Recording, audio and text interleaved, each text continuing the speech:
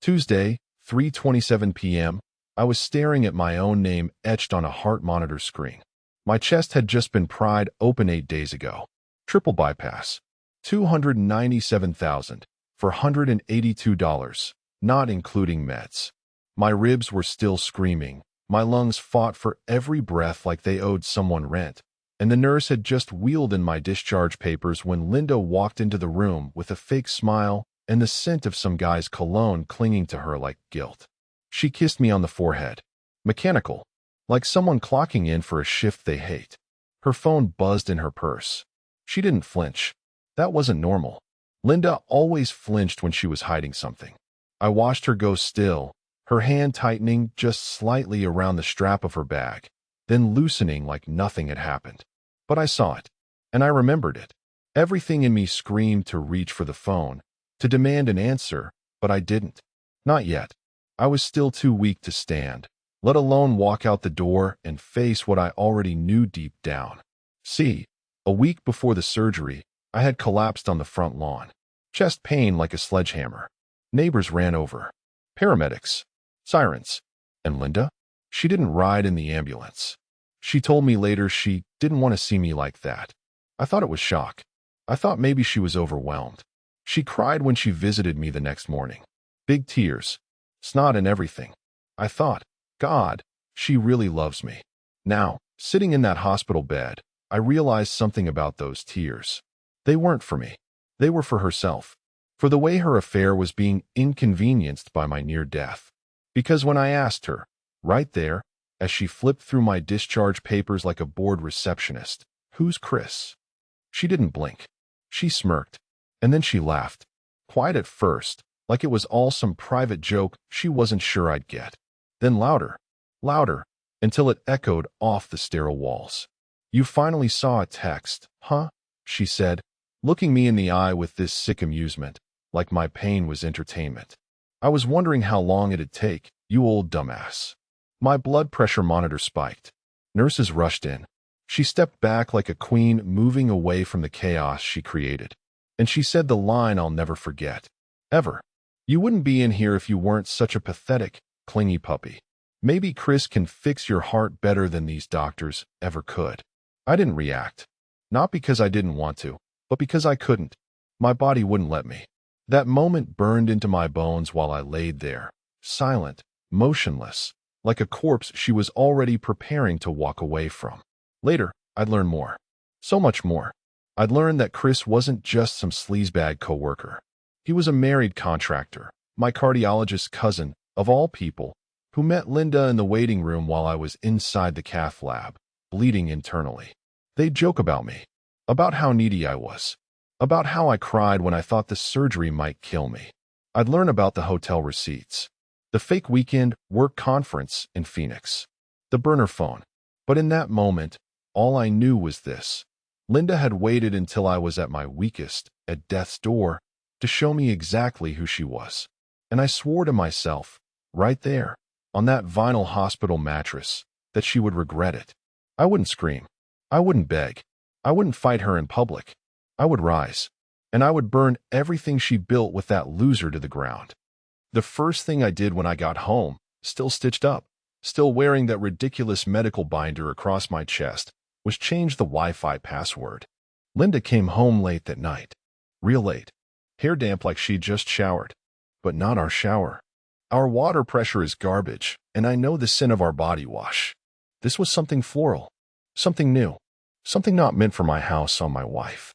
She walked in with that same damn fake smile. But when her phone wouldn't connect to the internet, her mask cracked. I watched her sit on the couch, tapping and swiping with increasing panic. She tried rebooting her phone, restarting the router. I said nothing, just sat in my recliner like a broken old man, holding a cup of chamomile tea like I was blind to the flames building around me.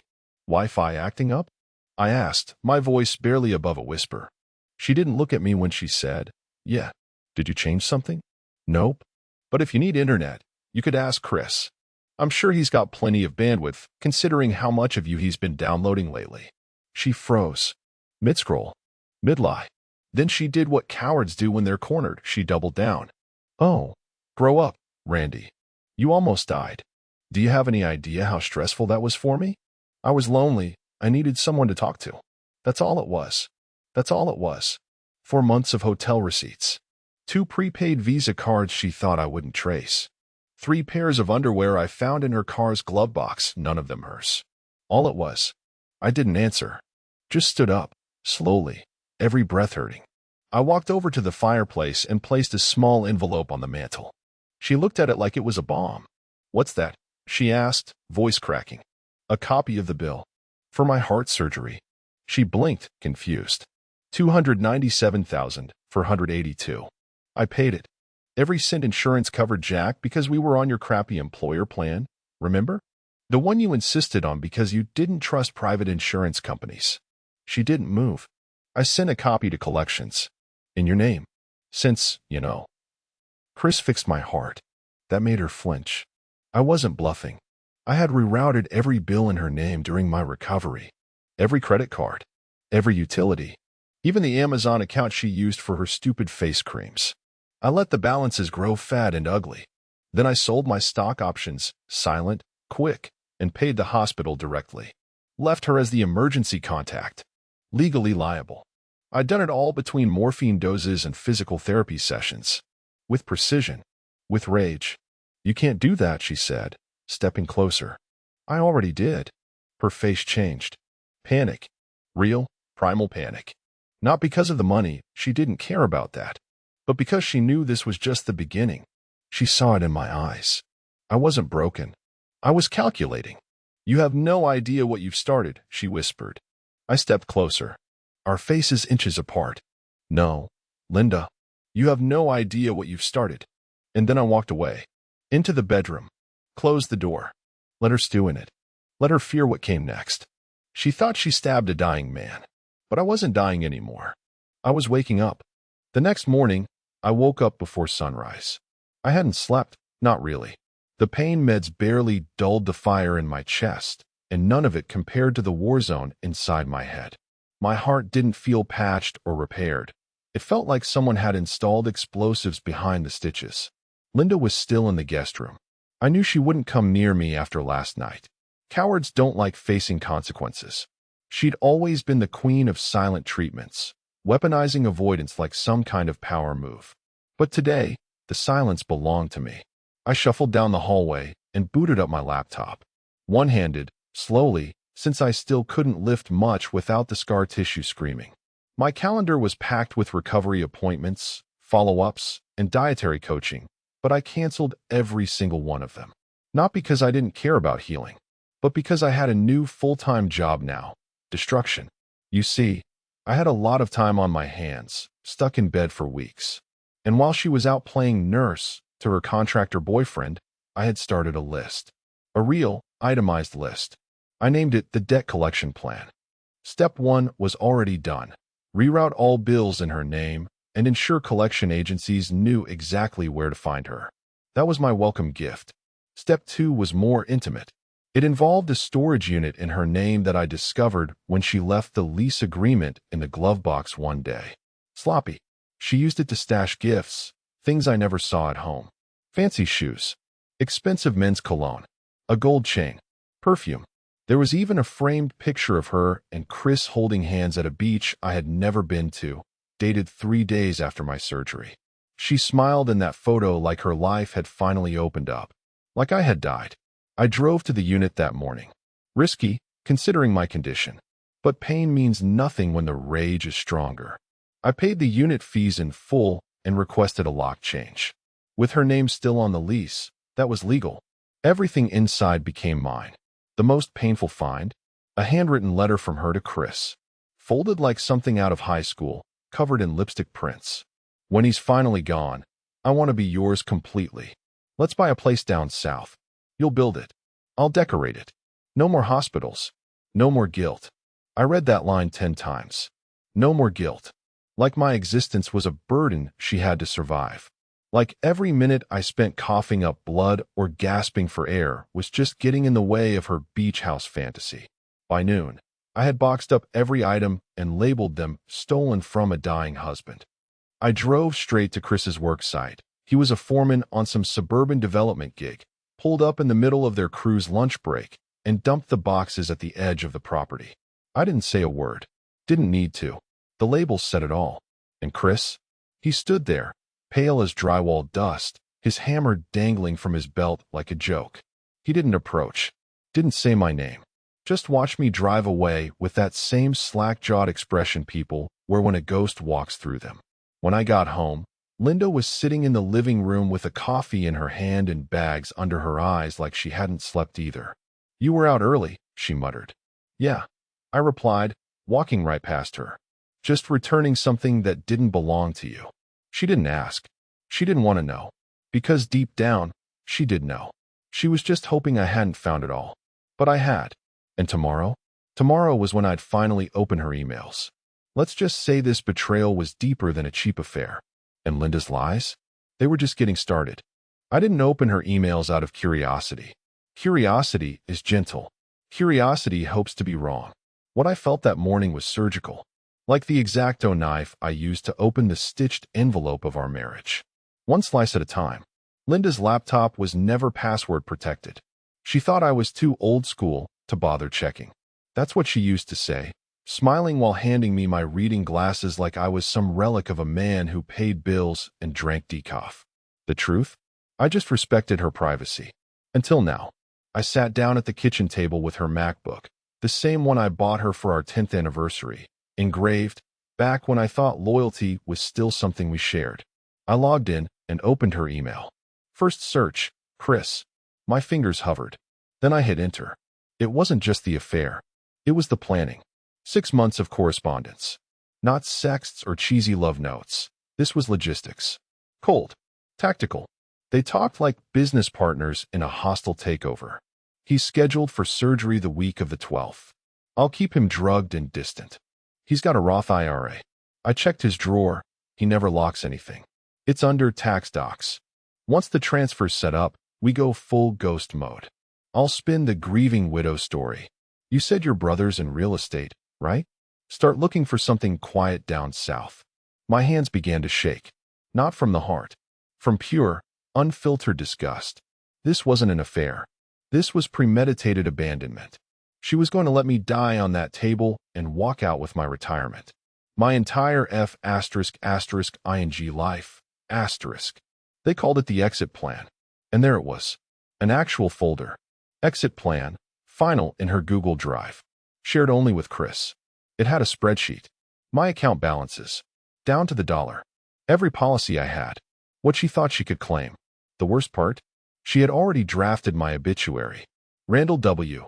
Hayes, loving husband, passed suddenly during heart surgery complications. A quiet man who dedicated his life to his family. Quiet. That's what she reduced me to. A ghost in waiting. A wallet with a pulse. I slammed the laptop shut, but the damage was done. I could still see the folder name burned into my eyelids. I stood, heart pounding, not from physical strain, but from something darker. Linda came in from the backyard, holding a smoothie. "Oh," she said, pausing when she saw me at the table, her smile flickering. "You're up early." I didn't speak. She narrowed her eyes slightly. "Everything okay?" I nodded, slowly. "Yeah. I just realized something important." She tilted her head. "What?" "That I was never supposed to survive." She froze.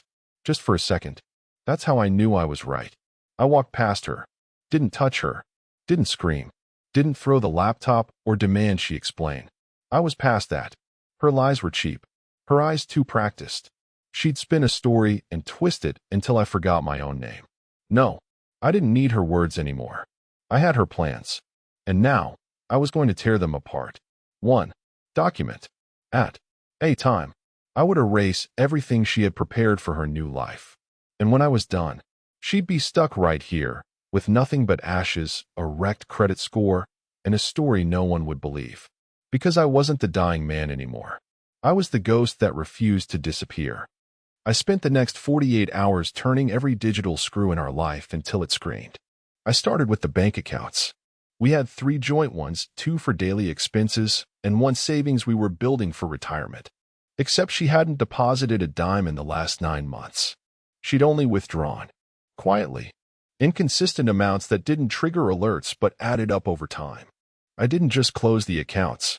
I froze them, locked access under fraud suspicion, flagged them with the bank's security team, and requested physical mail statements only, sent to a P.O. box she didn't even know existed. I knew the moment she tried to swipe her card, standing in line at Whole Foods or God knows where, expecting it to clear. I pictured her fake smile twitching into panic as it got declined. Again, and again, and again. Her credit cards? Same treatment. I filed a fraud alert and requested her cards to be canceled, since they were technically joint liability, and demanded a new set issued only in my name. Took some explaining, but you'd be amazed how fast financial institutions move when the word divorce starts getting whispered into the phone. And I wasn't done. Because Linda didn't just cheat on me. She planned to bury me while I was still breathing. I wasn't going to leave this in the hands of some court or counselor. I wanted her to feel it. So I went for her crown jewel. The one thing she truly loved. Her social image. Linda had built a little world online where she was a perfect wife. Facebook photos with candlelit dinners that I paid for. Instagram boomerangs of her jogging, while texting Chris the whole time. She wrote these long, inspirational captions, grateful for life, love, and second chances. The kind of fake spiritual garbage that made middle-aged women comment with emojis and fire icons like she was some goddess walking through a storm of blessings. I logged into our shared desktop. She hadn't logged out of anything. Not even her admin access to her local book club's private Facebook group. Within minutes, I found photos she'd never posted publicly, ones she had saved for later. Vacation shots. Except, I'd never been on those vacations. One of them? Her in a red bikini on a balcony in Clearwater Beach. 2 champagne flutes in the frame. The other glass held by a man's hairy hand, wearing a Rolex. Not mine. I wear Timex. I knew exactly what to do. I posted it, with the caption, "Funny how the heart heals, especially when you were never mourning in the first place." Then I tagged her. The post blew up within minutes. Comments poured in. People she hadn't spoken to in years suddenly asking questions.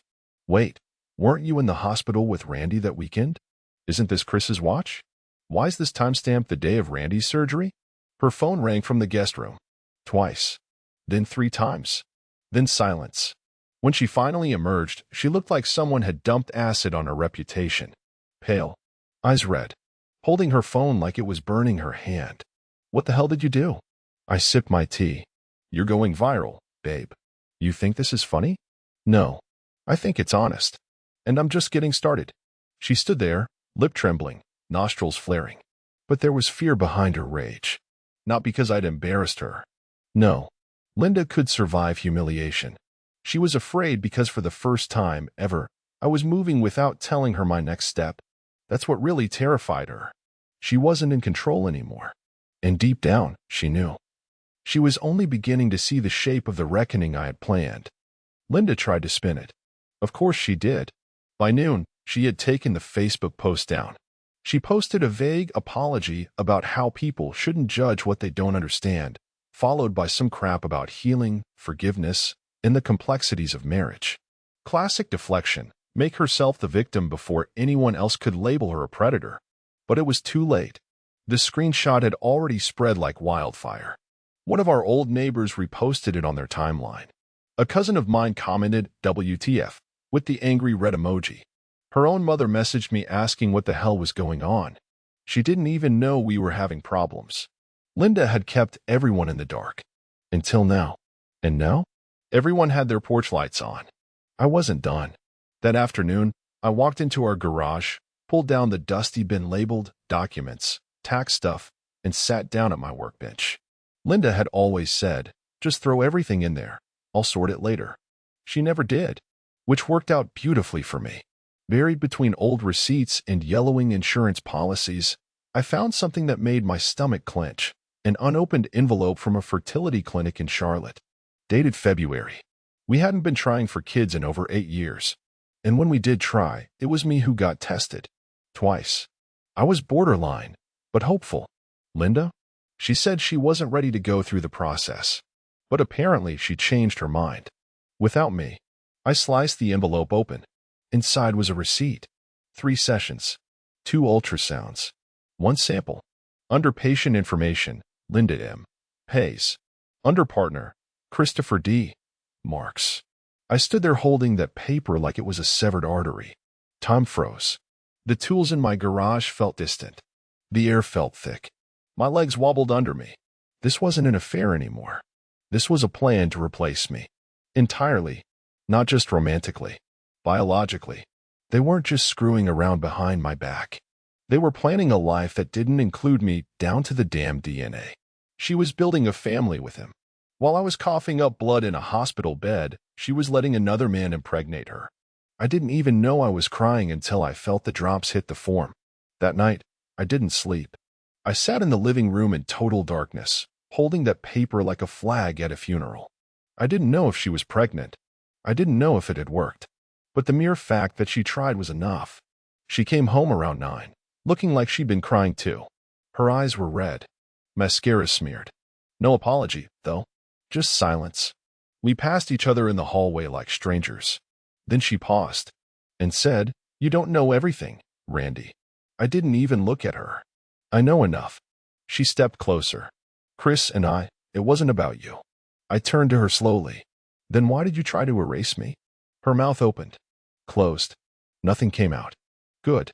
Because I wasn't looking for answers anymore. I was building something now. Not revenge.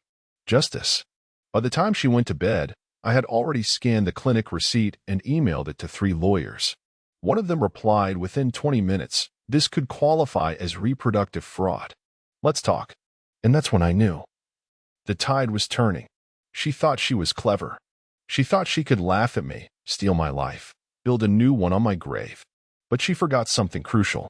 The dead don't forget. 2 days later, I got a letter in the mail. Not an email. A real letter, thick, cream-colored envelope, expensive paper. The kind of mail that smells like money and consequences. It was from Linda's lawyer. I didn't open it right away. I let it sit on the kitchen counter while I made eggs, toasted my bread, stirred my coffee until it went cold. I wanted her to sweat. She watched me from the other side of the kitchen island, arms crossed, eyes twitching with fake calm. "I didn't want it to go this way," she finally muttered. I bit into my toast. Crunch. "You mean with lawyers? Or with you caught trying to disappear with another man's kid and my money?" She flinched but didn't respond. When I finally opened the envelope, the message was clear. She wanted out. But not just any out. She wanted a clean split, expedited divorce, mediation, irreconcilable differences, all filed on her terms. And here's the kicker. She wanted the house. The house. The one I built with my own hands 15 years ago when we didn't have 2 nickels to rub together. The one where we buried a time capsule under the back porch.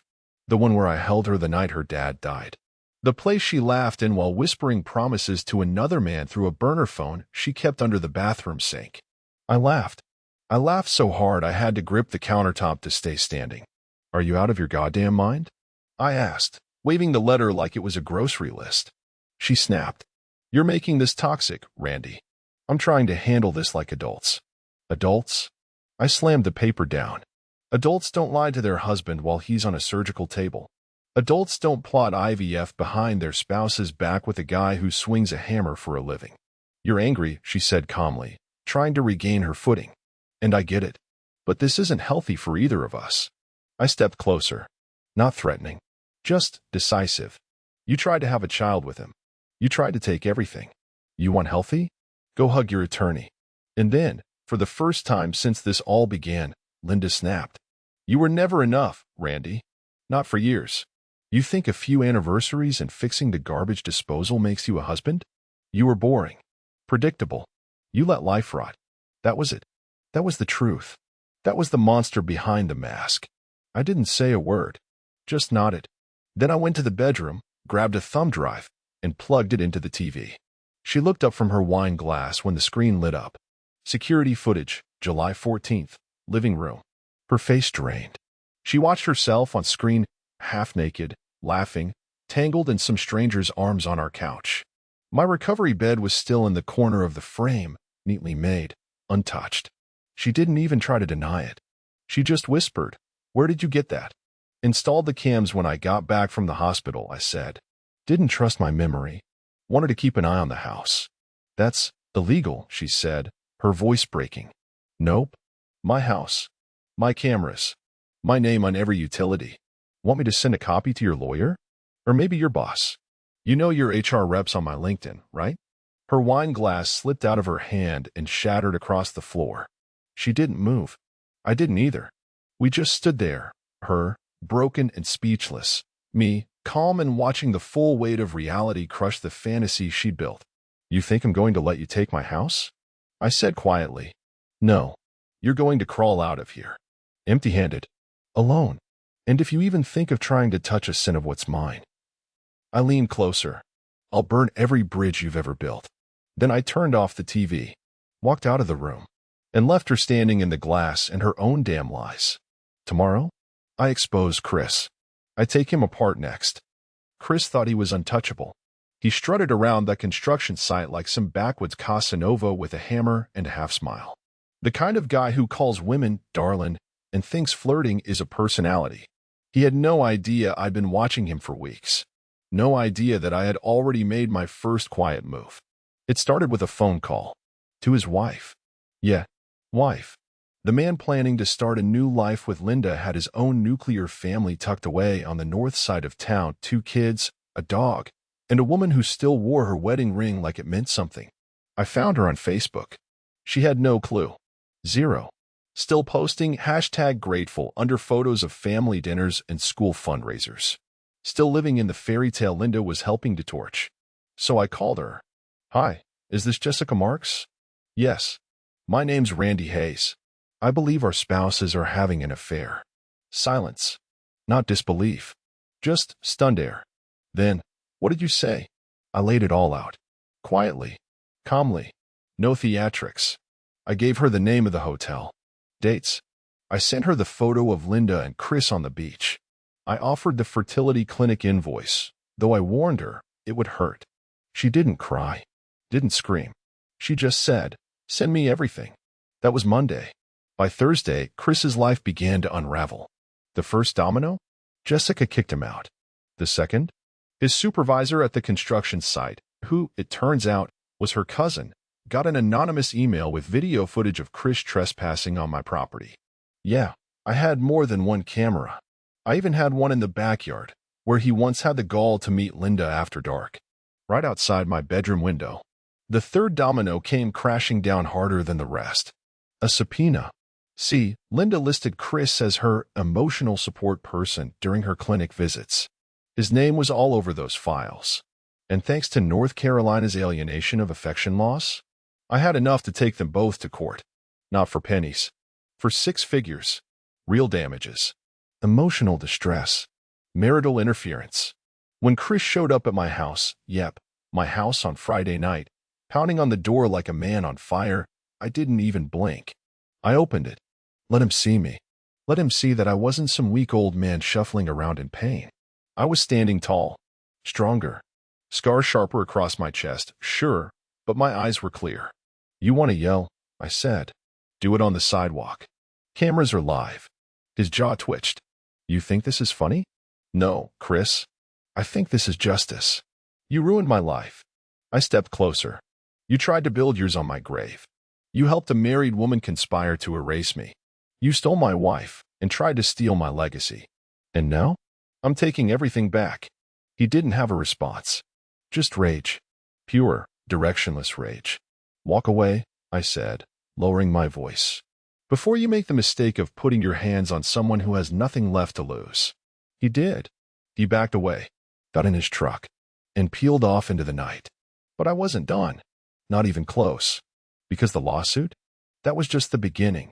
Tomorrow, I go public. Not with posts. Not with whispers. But with something louder. A letter. A very, very public letter.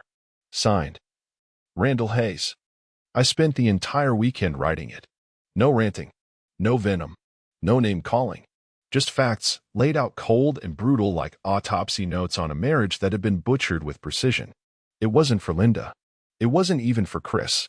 It was for everyone else. Because people love a show. They love a hero, but they worship a resurrection.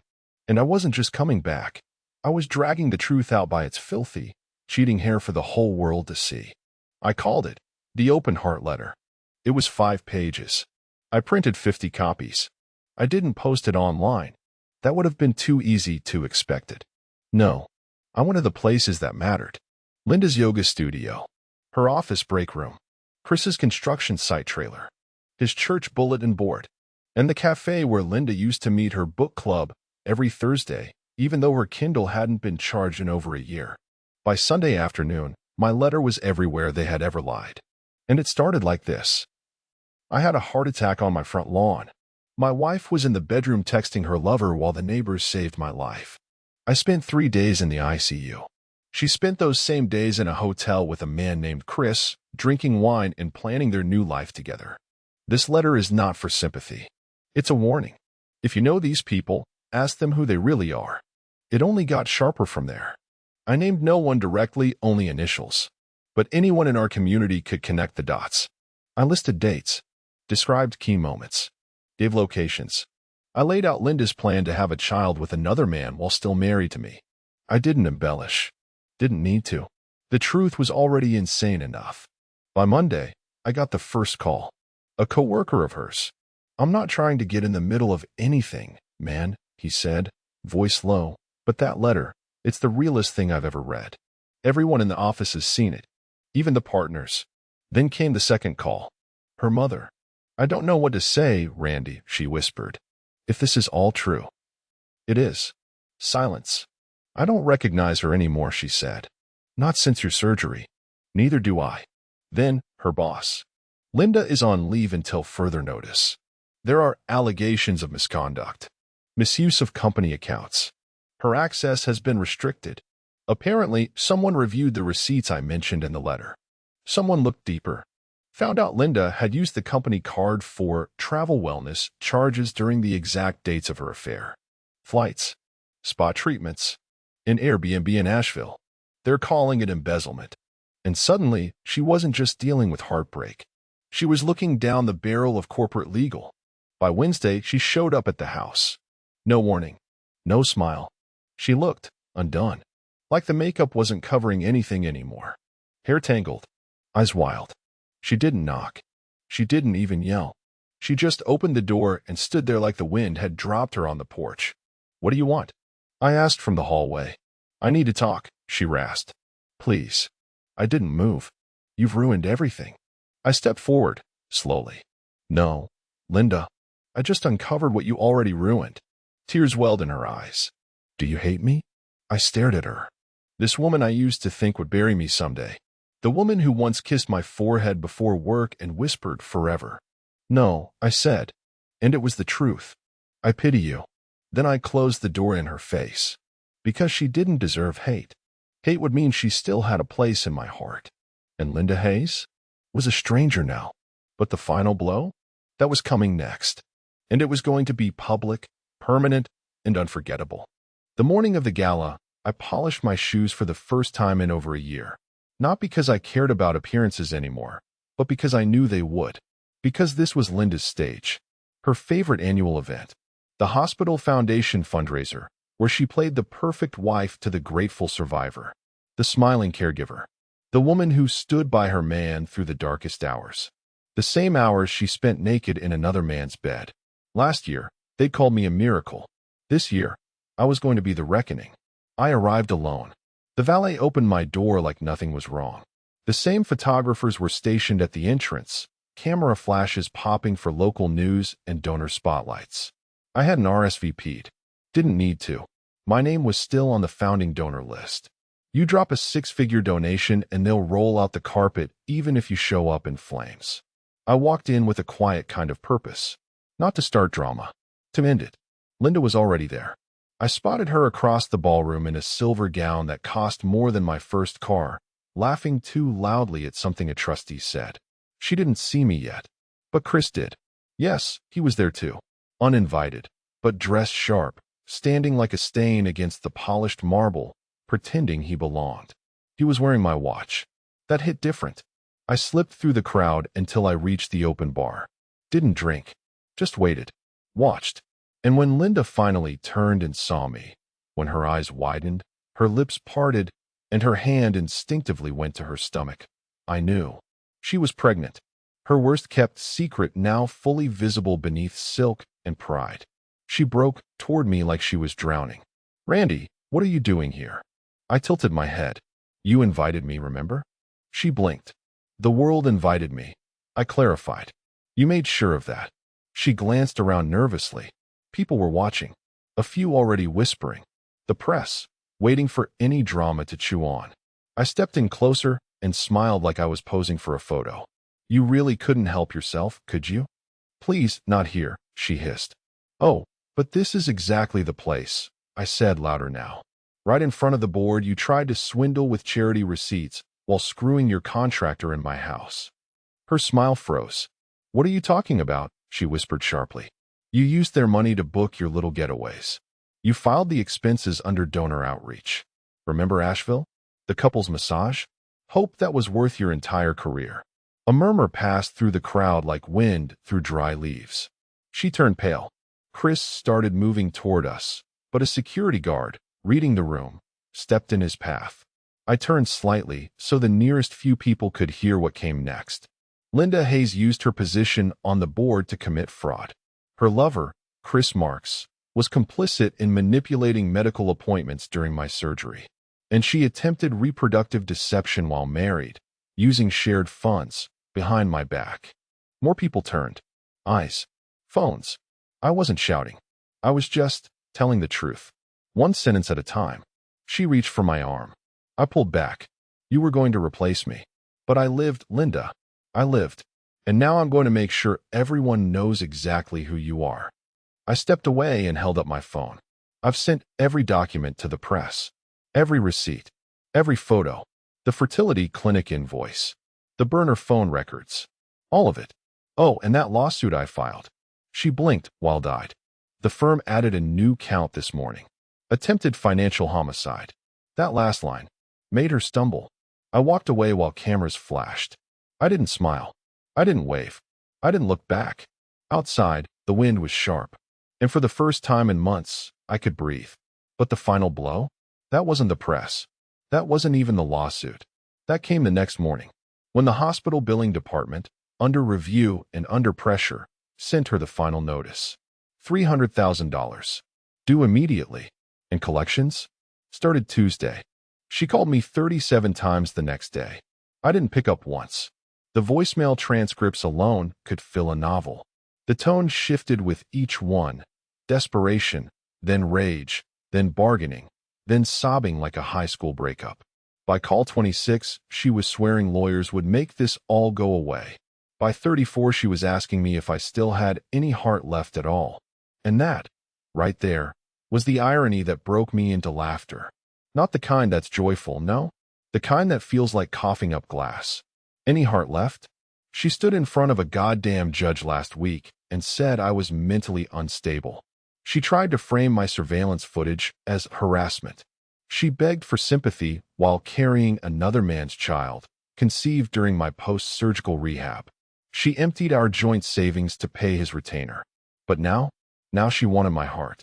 No, I already gave it to her once. She left it on your table.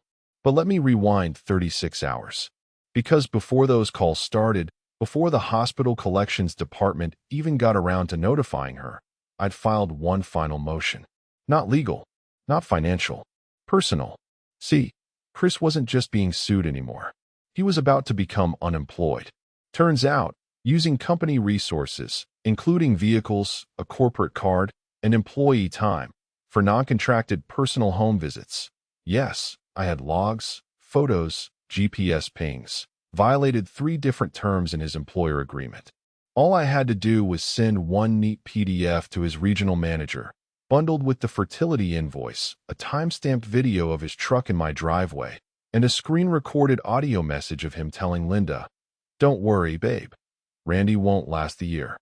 By 9 a.m., Chris Marks was escorted off-site, his tools boxed, his emails locked, and a note entered into his permanent employment file.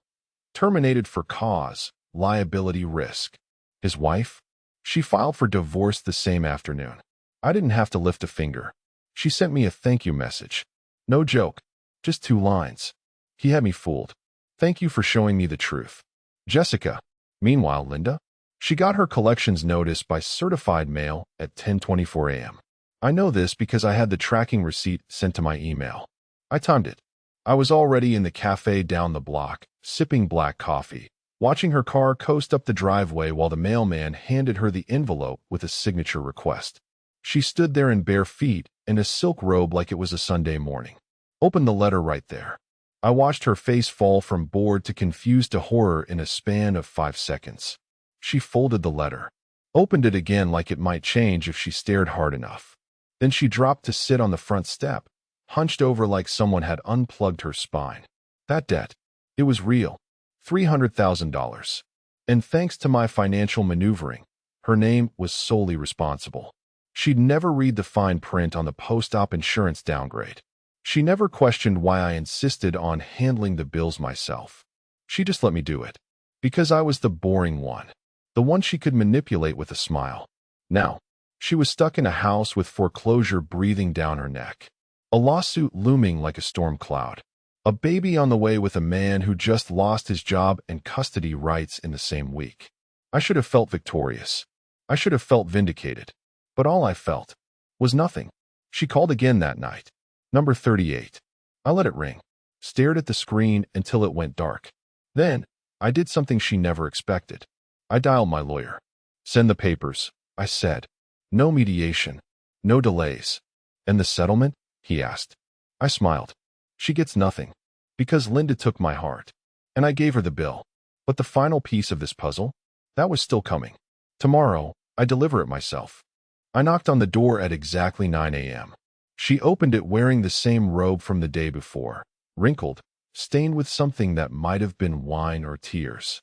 Her eyes were puffy, lips dry, hair tied back in a sad little knot like she was trying to look put together and had given up halfway through. Behind her, the house looked stripped, soulless. The furniture was still there, but the warmth was gone. Like everything inside had just stopped breathing. I didn't wait for an invitation. I walked in. She followed me, arms crossed over her belly, barefoot on the hardwood. Why are you here? She asked, voice cracked and small. To watch me suffer? No, I said, setting the envelope on the dining table. To end it. She stared at the envelope like it might explode. I pulled out a chair, sat down slowly, still feeling the pull of scar tissue in my ribs, and slid the folder across to her. She didn't touch it. That's the full divorce agreement, I said. Reviewed, notarized, finalized. All assets revert to me. House deeded back. Your name cleared from all co-owned accounts. You can't. I can. And I did. Her hand hovered over the envelope, shaking. You left me to die. I continued. Then you built a fantasy while I bled in silence. You plotted a new life on the ruins of mine. And now? You have nothing because you made sure I meant nothing. She sat down, finally. Didn't cry. Didn't plead. Just whispered. I never thought you'd actually fight back. No, I said. You thought I'd fade. We sat in silence for a full minute. She looked so small. Not the woman who laughed in my face. Not the woman who conspired with a lover to replace me. Just a shell. Empty. Weak. And so very alone. I don't have anywhere to go, she said. I nodded once. Not my problem. Her eyes locked on mine. The last flicker of defiance started to rise. You think you're better than me? I leaned in, elbows on the table. No. I know I am. She grabbed the envelope finally and opened it with trembling fingers. Page after page. Black and white. Cold, clinical, unforgiving. When she reached the bottom, she stopped, stared, then looked up. You left a blank line. I smiled. For one condition. What? You sign the last page, I said slowly. And in exchange, I cover the hospital bill. She blinked. You said. I said collections started Tuesday.